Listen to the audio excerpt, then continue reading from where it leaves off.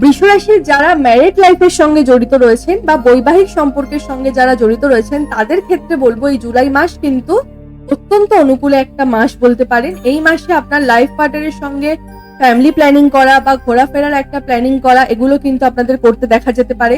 যদি আপনার পার্টনারের সঙ্গে পুরোনো দিনে কোনো রকম ভাবে কোনো ডিস্টেন্স এসে গেছিল সম্পর্কের মধ্যে, সেই সমস্ত সম্পর্কও কিন্তু পুনরায় ঠিক হওয়ার একটা সম্ভাবনা থাকছে। বৈবাহিক জীবনে থাকা যে কোনো সমস্যার একটা সমাধানের রাস্তা কিন্তু বলতে পারেন এই জুলাই মাসে তৈরি হবে।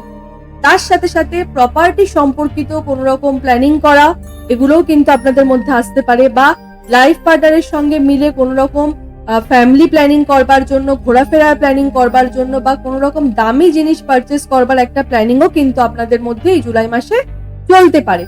এবং ম্যারিড লাইফ যদি বলা হয় ওভারঅল কিন্তু অত্যন্ত পজিটিভ থাকছে, একটা পজিটিভ ভাইবস কিন্তু আপনাদের বৈবাহিক সম্পর্কে এই জুলাই মাসে থাকবে।